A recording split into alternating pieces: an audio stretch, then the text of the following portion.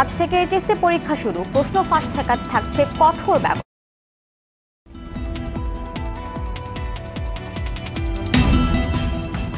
রাজধানীতে ঝুঁকিপূর্ণ ভবন চিহ্নিত করতে আজ থেকে মাঠে নামবে রাজুকের 24টি দল। 15 দিনের মধ্যে প্রতিবেদন জমা। চতুর্থ ধাপের নির্বাচনে বেশিরভাগ উপজেলায় আওয়ামী লীগ প্রার্থীরা নির্বাচিত। 65 উপজেলার মধ্যে 39টিতেই জয় পেল দলটি। এবং রাজধানী সহ দেশের বিভিন্ন স্থানে কাল বৈশাখী ঝড়। মণিপুরি পাড়ায় গাছের নিচে চাপা পড়ে একজন সহ নিহত 4।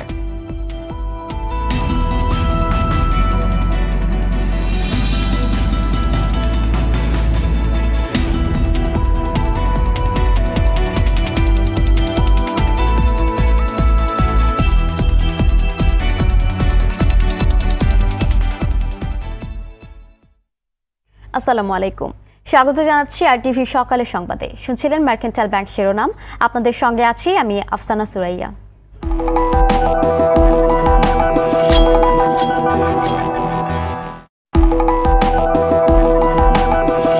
বিস্তারিত সংবাদ।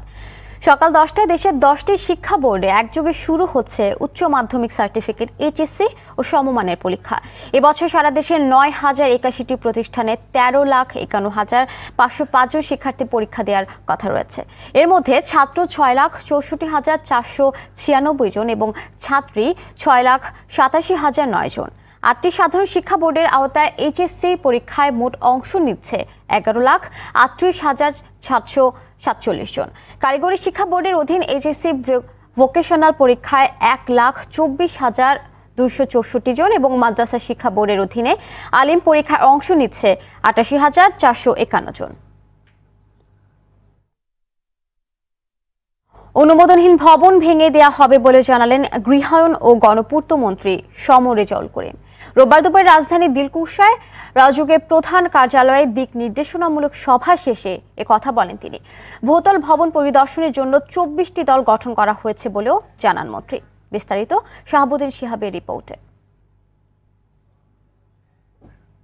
বনানীর এফআর টাওয়ারে অগ্নিকাণ্ডের ঘটনার পরিপ্রেক্ষিতে এবং ঢাকার বিদ্যমান ভবনসমূহের বর্তমান অবস্থা সম্পর্কে করণীয় সংক্রান্ত রাজুকের এক দিক নির্দেশনামূলক সভা অনুষ্ঠিত হয় রোববার দুপুরে।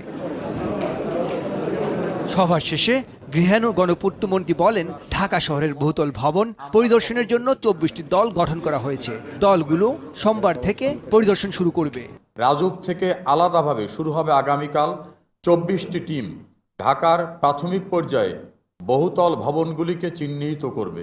আমরা ব্যবসায়ীদেরকে, মালিকদের, এমনকি যারা বিল্ডিং ব্যবহার করেন তাদেরকে অনুরোধ করব, যে বিল্ডিংয়ে অগ্নি নির্বাপক ব্যবস্থা নাই, সিঁড়ির ব্যবস্থা নাই, পর্যাপ্তভাবে দ্রুত বেরিয়ে আসার ব্যবস্থা নাই, অনুমোদনহীন একটি প্ল্যান, সেই বিল্ডিং আপনারা ব্যবহার করবেন না। মন্ত্রী বলেন, ভবন পরিদর্শনে দেখা হবে ভবনগুলোর অগ্নি নিরাপত্তা ব্যবস্থা ও নকশার ব্যত্যয় ঘটিয়ে তা নির্মাণ করা হয়েছে কিনা। আশা করি 15 দিনের পূর্বেই বহুতল ভবনের রিপোর্ট আমরা পেয়ে যাব। রিপোর্ট পাওয়ার পরে আমরা জনসম্মুখে প্রকাশ করব। কারা কারা আইন লঙ্ঘন করেন তাদের স্বরূপ, তাদের চেহারা দেশবাসীর জানা উচিত।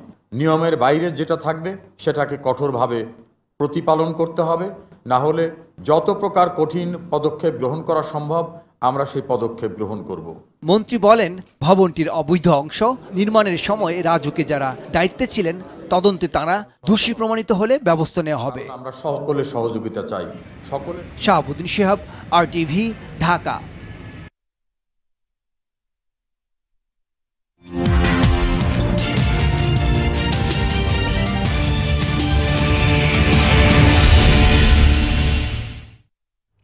পঞ্চম উপজেলা পরিষদ নির্বাচনের চতুর্থ ধাপে 160টি উপজেলায় নির্বাচন সম্পন্ন হয়েছে।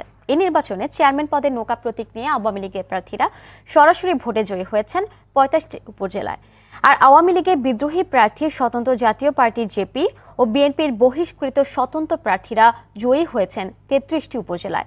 তবে এই 160টি উপজেলার আওয়ামী লীগের বিনা প্রতিদ্বন্দ্বিতায় জেতা আরও 24টি সহ চতুর্থ ধাপে বিনা ভোটে জেতা উপজেলা চেয়ারম্যানের সংখ্যা 39টি। সেই হিসেবে চতুর্থ ধাপে আওয়ামী লীগের টিকিটে নৌকা প্রতীকী উপজেলা চেয়ারম্যান পদে বিজয়ী হয়েছেন মোট 84 জন।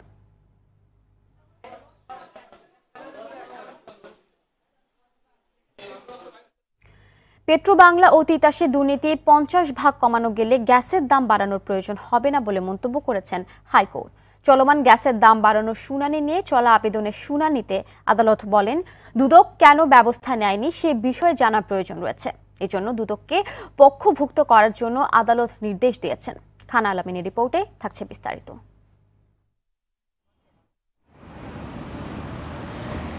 গ্যাসের দাম বিধির বাইরে গিয়ে বাড়ানোর প্রক্রিয়া চলছে এমন অভিযোগ এনে বিইআরসির গণশুনানি স্থগিত চেয়ে রিট করেছিল consumer association of Bangladesh cab.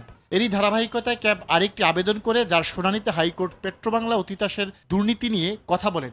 আদালত বলেন, এই প্রতিষ্ঠানগুলোর দুর্নীতি 50 ভাগ কমাতে পারলে গ্যাসের দাম বাড়ানোর প্রয়োজন হতো না। এজন্য দুদককে পক্ষভুক্ত করতে নির্দেশ দেন হাইকোর্ট। আদালত দেখতে চান আসলে দুদক কতটুকু কি করতে পেরেছে, সে কারণেই বক্তব্যটা এরকম ছিল যে আপনার মামলাতে দুদক তো পক্ষ নেই, দুদককে তাহলে আপনারা পক্ষ করেন, আমরা বিষয়গুলোকে দেখি। কারণ এই দুর্নীতি যদি কমানো যায়, অন্তত 50% যদি কমানো যায়, তাহলে আদালতই আশা ব্যক্ত করেন যে আসলে গ্যাসের দাম বাড়ানোর কোনো প্রয়োজন পড়বে না। বিচারপতি FRM নাজবুল আহসান ও বিচারপতি KM কামরুল কাদেরের ডিভিশন বেঞ্চ শুনানিতে বিইআরসির ভূমিকা নিয়েও প্রশ্ন তোলেন। তবে বিইআরসির আইনজীবী শুনানিতে বলেন, দুর্নীতি তদন্তে তাদের কিছুই করার নেই। দুদক থেকে দেওয়া একটা চিঠির বিপরীতে দুর্নীতির বিরুদ্ধে ব্যবস্থা নেওয়ার ক্ষমতা বা এখতিয়ার বাংলাদেশ এনার্জি রেগুলেটরি কমিশনের নেই, এটা আমি ব্যক্তিগতভাবে মনে করছি। দুর্নীতি নিয়ে আদালতের মন্তব্যকে মাইলফলক হিসেবে উল্লেখ করেছেন ক্যাবের জ্বালানি উপদেষ্টা। দুদকের বিরুদ্ধে পার্টি করে ব্যবস্থা নেওয়ার জন্য আদালত নিজে থেকে এগিয়ে এসেছে, এটা মনে করি আমাদের এযাবৎকার পরিশ্রম এই ডিসিশনের মধ্যে দিয়ে সার্থক হয়েছে এবং এই খাতের দুর্নীতির জগৎ উন্মোচিত হতে যাচ্ছে। এই পর্যায়ে এই জায়গাটা আসাটাই ছিল আমাদের মৌলিক কথা এবং আদালত যে অবজারভেশন ব্যক্ত করেছে যে দুর্নীতি যদি মুক্ত হয় তাহলে আজকের যে গ্যাসের অবস্থা তার তো দাম বাড়ানোর দরকার পড়ে। আদালত মামলায় এনবিআরকেও পক্ষভুক্ত করতে বলেছেন। রাষ্ট্রপতি থেকে আরম্ভ করে। খান আলামিন, RTV, ঢাকা। কালবৈশাখীর আঘাতে রোববার রাজধানীর বিভিন্ন স্থানে 4 জন নিহত হয়েছেন। রোববার সন্ধ্যায় ঘন্টায় 74 কিলোমিটার বেগে আসা কালবৈশাখীর স্থায়িত্ব ছিল 1 মিনিটের বেশি। তবে ঘণ্টা খানেক ধরে ঝোড়ো হাওয়া বয়ে যায়। এ সময় অনেক স্থানেই গাছপালা ভেঙে পড়ে। এ সময় রাজধানীর পল্টনে ভবন থেকে খসে পড়া ইটের আঘাতে মারা যান এক চা দোকানি। মণিপুরি পাড়া এলাকায় গাছের নিচে চাপা পড়ে লিলি ডি কস্তা নামের একজন মারা যান। কদমতলীতে দেয়ালের নিচে চাপা পড়ে মারা যান এক রিকশা চালক। শেওড়াপাড়ায় ভবনের ইট ধসে নিহত হন একজন। আজ এবং আগামীকাল এই ঝড় বৃষ্টি থাকতে পারে বলে জানিয়েছে আবহাওয়া অধিদপ্তর।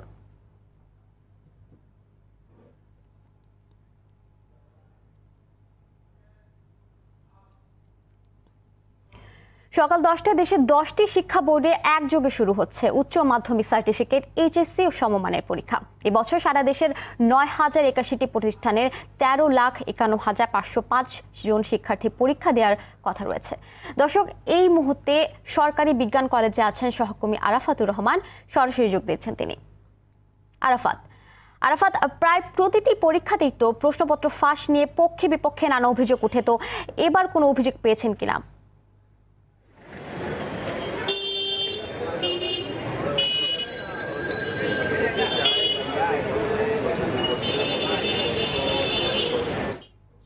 কোনো খবর এখনো পর্যন্ত পাওয়া যায়নি।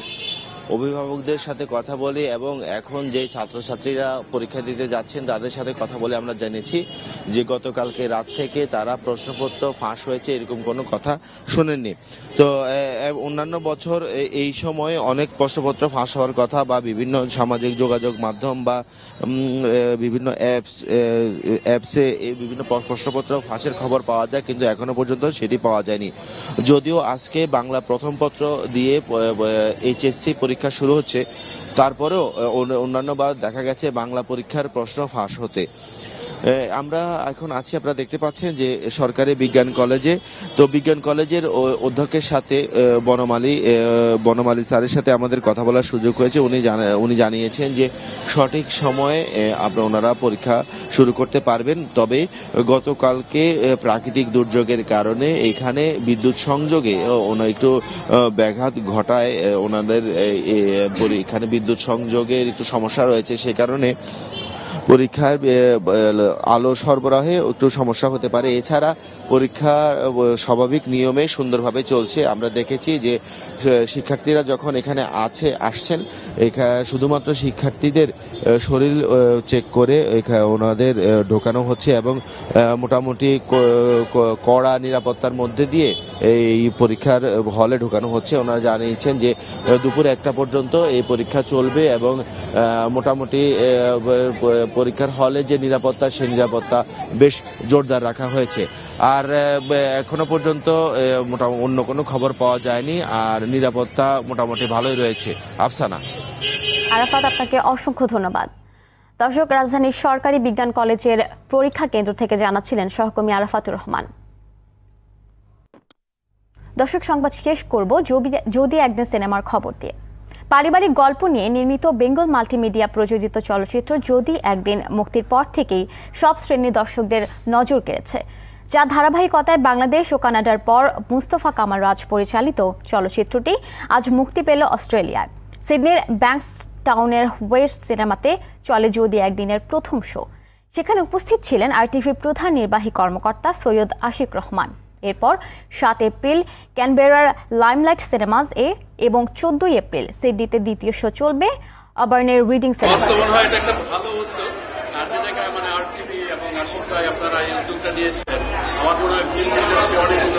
ফিল্মের বাজারটা অনেক বেটার হবে, আর তার সাথে সাথে হয়তো সিনেমা হলগুলো বাংলাদেশে ইমপ্রুভ হবে, আর বিদেশি মার্কেটটা তো একটা ভালো পর্যায়ে যাবে। এই হল দিয়ে আজকে শুরু হলো।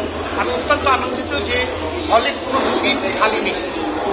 অনেকে টিকিট পাচ্ছেন না, যারা টিকিট পাননি তাদেরকে আগামী সপ্তাহে যোগাযোগ করার জন্য এখন থেকে বুক দেওয়ার জন্য আমি অনুরোধ করব।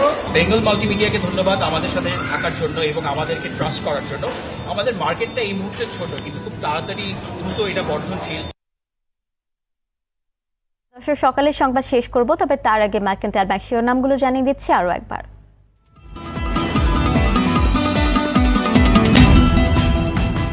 আজ থেকে এইচএসসি পরীক্ষা শুরু, প্রশ্ন ফাঁস ঠেকাতে থাকছে কঠোর ব্যবস্থা।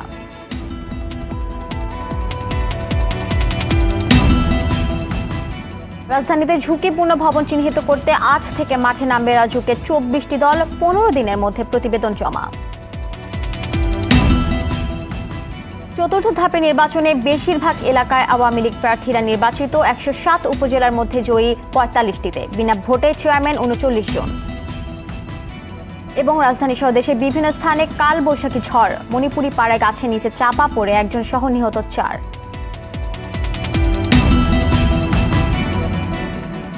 সকালের সংবাদ এই পর্যন্তই। আরটিভির সবশেষ সংবাদ জানতে যে কোনো মোবাইল ফোন থেকে 24141 নম্বরে ডায়াল করুন। আর মোবাইল ফোনের সংবাদ দেখতে অ্যাপ স্টোর, গুগল প্লে বা উইন্ডোজ স্টোর থেকে ডাউনলোড করুন আরটিভি অ্যাপস। এছাড়াও তাৎক্ষণিক ও বিনোদন সংবাদ জানতে বিশ্বের যে কোনো প্রান্ত থেকে ভিজিট করুন facebook.com/RTV online এবং youtube.com/RTV Digitals। এতক্ষণ সঙ্গে থাকা অসংখ্য ধন্যবাদ।